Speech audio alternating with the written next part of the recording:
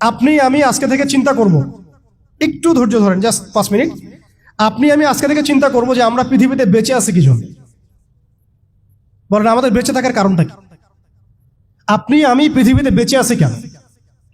আল্লাহ পাক আমাকে আপনাকে হায়াতে রাখছেন কেন? দুইটা কাজ আমাদের। যত কিছু আমাদের আশেপাশে ঘুরতেছে, স্ত্রী, সন্তান, ব্যবসা বাণিজ্য, চাকরি বাকরি, এইটা সেইটা, এগুলো সবই গৌণ। আমাদের মুখ্য কাজ দুইটা: আল্লাহর ইবাদত করা, তার জমিনে তার দিন কায়েম করা। বাকি সব কিছু এর আওতাভুক্ত। ইবাদতের মধ্যে এটা ইবাদতের মধ্যে এটা কাউন্ট হবে। আমার সন্তানের প্রতিপালন, স্ত্রী ভরণ পোষণ সব ঠিক আছে, কিন্তু আমার মূল কাজ দুইটা। এক, আমি ওয়ামা খালাকতুল জিন্না ওয়াল ইনসা ইল্লা লিয়াবুদুন, এর উপর আমল করব। আরেকটা আমি শুরুতে বলেছিলাম, ইন্নাল্লাহা লা ইউগাইয়িরু মা বিকওমিন হাত্তা ইউগাইয়িরু মা বিআনফুসিহিম। আল্লাহ পাক কোনো কওমের অবস্থা ততক্ষণ পর্যন্ত পরিবর্তন করেন না যতক্ষণ সেই কওম তাদের নিজেদের অবস্থা পরিবর্তনের ফিকির না করে, চেষ্টা না করে। অতএব শুরুটা ব্যক্তি থেকে হবে। আমরা সবাই নিয়াত করতে পারি ইনশাআল্লাহ যে আমরা আমাদের আগামী পুরা জীবনটা শুধু এক আল্লাহর জন্য ঢেলে দিব ইনশাআল্লাহ। আমাদের সব কাজ হবে আল্লাহর সন্তুষ্টির জন্য। মৌলিক কাজ হবে দুইটা: আল্লাহর ইবাদত করা এবং তার জমিনে তার দিন কায়েমের চেষ্টা করা। দুই নাম্বার হচ্ছে ভাই, পরিপূর্ণ ইসলামে প্রবেশ করতে হবে। আংশিক ইসলাম প্র্যাকটিস করলে এখন আর চলবে না। অনেক হয়েছে, ওয়াজ তো শুনতেছেন 10 বছর থেকে। আমি তো মুসলিম পরিবারের সন্তান। 30 বছর হয়ে গেছে বয়স, 35 বছর হয়ে গেছে বয়স। এই যে আমাদের অনেকের বয়স 40-50 হয়ে গেছে। আর কি, আর কত? দুনিয়া তো দেখলাম, দুনিয়া তো যথেষ্ট দেখলাম। অতএব পরিপূর্ণ ইসলামে প্রবেশ করতে হবে। এটার মাধ্যম হচ্ছে আল্লাহ পাকের সব হালাল মেনে চলবো, হারাম মেনে চলবো, সব আদেশ মেনে চলবো, নিষেধ ছেড়ে দিব, সুন্নাহ ভিত্তিক জীবনযাপন করবো ইনশাআল্লাহ। রাসূল সাল্লাল্লাহু আলাইহি ওয়াসাল্লাম যা করতে বলেছেন করবো, ছাড়তে বলেছেন ছাড়বো। এবং 3 নম্বর হচ্ছে ইসলাম বিরোধী যে আকীদা, দর্শন, মতবাদগুলো আছে এগুলোকে চিনতে হবে। শুধু ইসলাম পালন করেই যাবেন, এইদিকে আবার তাগুত, কুফর, হারাম সবই থাকবে, এই জগা খিচুড়ি দিয়ে আবার কাজ হবে না। আমাদেরকে এই যুগে আবু বকর, ওমর, ওসমান, আলী হতে হবে। একদম মুখলেস, একদম খালেস, একদম পরিশুদ্ধ হওয়ার চেষ্টা করা ইনশাআল্লাহ। তো ইসলামের পরিপূর্ণতার মধ্যে প্রবেশ করার চেষ্টা করতে থাকা এবং একই সাথে ইসলাম বিরোধী যে আকীদা আমলগুলো আছে এগুলো থেকে দূরে থাকা। এবং ইসলাম বিরোধী অনেক আকীদা আছে, দর্শন আছে, প্রথমে কয়েকটা বললাম, এছাড়া আর অনেক আছে। মুরজি আকীদা আছে, জাবারিয়া আকীদা আছে, কাদারিয়া আছে, আপনার মুতাজিলা আকীদা আছে, রাফেজি আকীদা আছে, খারেজি আকীদা আছে। এগুলো সম্পর্কে চিন্তা হবে এবং আহলুস সুন্নাহ ওয়াল জামাআর আকীদার উপর থাকতে হবে। এর সাথে এই যে পশ্চিমা তন্ত্রমন্ত্রের দর্শনের যে ফিতনাগুলো, এগুলো থেকে দূরে থাকতে হবে। আমলগত ফিতনাগুলো থেকে দূরে থাকতে হবে। সুদ থেকে, ঘুষ থেকে, দুর্নীতি থেকে, জেনা থেকে, ব্যভিচার থেকে, যত রকম কবিরা গুনাহ আছে এগুলো ছাড়তে হবে ভাই। আল্লাহ পাক অপবিত্র কাঁধে আল্লাহর দ্বীনের আমানত দিবেন না, অপবিত্র কলবে আল্লাহ পাকের দ্বীনের আমানত দিবেন না। সো ভিতর বাহির পরিষ্কার করতে হবে, ভিতর বাহির পরিষ্কার করতে হবে। আল্লাহ পাক তৌফিক দান করেন। 4 নম্বর হচ্ছে অবশ্যই মাথার উপরে আমাদের ওলামা ইকরামদেরকে রাখতে হবে। ওলামা বিবর্জিত কোনো জেনারেশন কখনো সফল হতে পারবে না। অতএব ওলামা ইকরামদেরকে আমাদের মাথার উপরে রাখতে হবে। এই সোহবতটা আমাদের লাগবেই।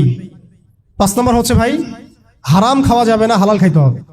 কোন অবস্থায় আমরা যেন হারামে লিপ্ত না হয়। যত রকম হারাম আছে সব ছাড়তে হবে, ছেড়ে হালালে থাকতে হবে।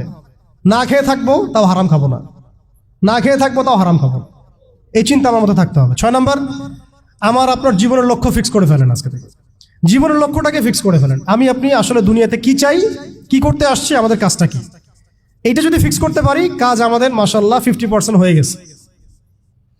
7 নম্বর হচ্ছে আমাদের পারিবারিক কাঠামোগুলোকে ঠিকঠাকভাবে গড়ে তোলার চেষ্টা করা ইসলামিক আদর্শে। যদি একেবারেই পসিবল না হয় সেক্ষেত্রে আমাদের সামনে সাহাবীদের মিসাল আছে। বহু সাহাবী পরিবার থেকে সেই সাপোর্টটা পান নাই যেটা প্রত্যাশা করে মানুষ, অনেক নবীও পান নাই। অনেক ক্ষেত্রে দেখা গেছে আসহাবুল কাহাফের মিসাল আমাদের সামনে আছে। তো আমরা চেষ্টা করতে থাকবো। এরপরেও যদি সবকিছু আমাদের অনুকূলে না থাকে, এটা আল্লাহর হাতে ছেড়ে দিতে হবে। 8 নম্বর হচ্ছে, এটা খুব জরুরি, আর 2-3টা মিনিট। 8 নম্বরটা সবচেয়ে জরুরি। আজকে সেমিনার হলো, অনেক বয়ান হয়েছে, আলহামদুলিল্লাহ অনেক আলোচনা হয়েছে, অনেক স্কলার এসেছেন। 8 নম্বরটার উপর আমল যদি আমরা না করতে পারি, আমরা শুধু সেমিনারই করতে থাকবো, বাংলার জমিনে শরিয়া কায়েম করতে পারবো না। আমি একটু খোলামেলা বলে দিই আর কি। রাগ করে না। 8 নম্বর, যদি আমরা বাস্তবায়ন করতে না পারি, আমরা এভাবে সেমিনারি করতে থাকবো, মাহফিলি করতে থাকবো, আমরা এভাবে মসজিদ মাদ্রাসা সব খেদমত চলতে থাকবে, সব ঠিক আছে, কিন্তু শরিয়া ইমারত দিকে আমরা যেতে পারবো না। যেটা না হলে আমরা আবার পশ্চিমাদের দাসত্ব থেকে মুক্ত হইতে পারবো না, স্বাধীন হইতে পারবো না, মাজলুমদের সাহায্য করতে পারবো না, মুস্তাদআফিনদের পাশে দাঁড়াতে পারবো না। ওইটা করতে হলে আমাদেরকে ওই জায়গায় যেতেই হবে, ওই শরিয়ার জায়গায় যেতেই হবে। সেটা কি? সেটা হচ্ছে আমাদের দরকার একটা জামাআ দরকার। আমাদের এখন বিশুদ্ধ আকীদা এবং বিশুদ্ধ মানহাজের একটা জামাআ বাংলাদেশে অবশ্যই অবশ্যই জরুরি ভিত্তিতে দরকার। বাংলাদেশে অনেক কিছু আছে, অনেক প্ল্যাটফর্ম আছে, ঠিক আছে, আমি এগুলো সম্পর্কে অবগত আছি। সব কিছু বিবেচনা করে আমি আবার আমার জায়গা থেকে জোর দিয়ে বলছি, বাংলাদেশে বিশুদ্ধ আকীদার, বিশুদ্ধ মানহাজের, তাওহীদপন্থী মানুষদের, যারা আল্লাহর জমিন, আল্লাহর দ্বীনের বিজয় দেখতে চান, তথাকথিত পশ্চিমাদের পদ্ধতি নয় বরং সিরাতের আদলে যারা দেখতে চান, তাদের অবশ্যই অনতিবিলম্বে ঐক্যবদ্ধ হতে হবে। যদি ঐক্যবদ্ধ হতে না পারি, আমরা অস্তিত্ব সংকটে পড়ব, আমরা অস্তিত্ব সংকটে পড়ব। আগামীতে আপনি হবেন টার্গেট, আপনি হবেন ডিহিউম্যানাইজ করার মূল উপকরণ, মূল মাধ্যম। এবং আমরা যদি ঐক্যবদ্ধ হতে পারি, আমরা যদি সংখ্যায় কমও হই, ইনশাআল্লাহ আযজা ওয়া জাল আল্লাহ পাক এই অঞ্চলের জন্য আমাদেরকে কবুল করবেন ইনশাআল্লাহ। দেখবেন এই অঞ্চলে কালিমা লা ইলাহা ইল্লাল্লাহ মুহাম্মাদুর রাসূলুল্লাহর পতাকা আমাদের হাতেই উঠবে ইনশাআল্লাহ। বৈশ্বিক অনেক কাজ হচ্ছে, এটা হচ্ছে আলহামদুলিল্লাহ, এটা আল্লাহর হুকুমেই হচ্ছে। যারা কাজ করছে তারা কিন্তু এককভাবে করছে না, তারাও এভাবে জামায়া গঠন করেই কাজ করছে। তাদেরও আমির আছে, তাদেরও মামুর আছে, আস-সামউ ওয়াত তাআ আছে, তাদেরও বায়আ আছে। এগুলো যদি আমাদের মধ্যে না আসে, আমরাও এভাবেই যে সেমিনার করতে থাকবো, এর বেশি হয়তো আমরা আর কিছু করতে পারবো না। হয়তোবা আমরা চাই অনতিবিলম্বে বাংলাদেশে তাওহীদপন্থী মানুষদের একটা কাফেলা গড়ে উঠুক। এ বিষয়ে আপনারা একমত কিনা? এ বিষয়ে কি আপনাদের মতামত আছে কিনা? আপনারা আল্লাহর কাছে দোয়া করতে থাকেন যে আল্লাহ যেন এমন একটা জামাআ করে দেন, এমন একটা ইমারা এনে দেন, এমন একটা মামুর আল্লাহ পাক তৈরি করে দেন, এবং এমন যোগ্য আমির আল্লাহ পাক নিয়ে এসে দেন, যাদের ঐক্যবদ্ধ প্রচেষ্টায় বাংলাদেশে ইনশাআল্লাহ শরিয়া কায়েম হবে ইনশাআল্লাহ তাআলা। আল্লাহ যেন কবুল করেন, আমিন। এটা সবচেয়ে জরুরি কাজ। যদি আমরা এটা করতে না পারি, আমি বললাম, আপনারা অস্তিত্ব সংকটে পড়বেন। ছোট ছোট পরিসরে কাজ করে আপনি নিজের অস্তিত্ব ধরে রাখাটাই ডিফিকাল্ট হয়ে যাবে। শরিয়া কায়েম তো বহু দূরের কথা। আপনি খেয়াল করে দেখেন, তাগুত ঐক্যবদ্ধ হয়েছে, তাদের রুট লেভেল পর্যন্ত কাঠামো আছে, চেইন অফ কমান্ড আছে।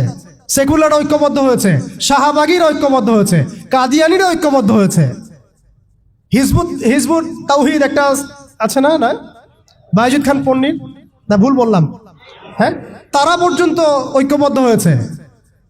আর শিয়ারা ঐক্যবদ্ধ হয়ে যাচ্ছে, খ্রিস্টান মিশনারিরা ঐক্যবদ্ধ হয়ে যাচ্ছে, এনজিওর ঐক্যবদ্ধ হয়ে যাচ্ছে। আপনি দেখেন, ফ্যাসিস্টরা ঐক্যবদ্ধ ছিল, এখনো আরেক তাগুত যারা ক্ষমতা আসার জন্য উঠে পড়ে লাগছে, তারা ঐক্যবদ্ধ হয়ে যাচ্ছে। সবাই যদি ঐক্যবদ্ধ হয়, তাহলে আমরা কেন হব না? আমরা কিসের অপেক্ষায় বসে আছি? উম্মার পুনরুত্থান যদি আমরা দেখতে চাই, পুনর্জাগরণ দেখতে চাই, এবং এই অঞ্চলে যদি আমরা উম্মাকে সেই বিজয়ী বেশে দেখতে চাই, তাহলে আমাদেরকেই আল্লাহর কালিমার পতাকা তুলে নিতে হবে ইনশাআল্লাহ।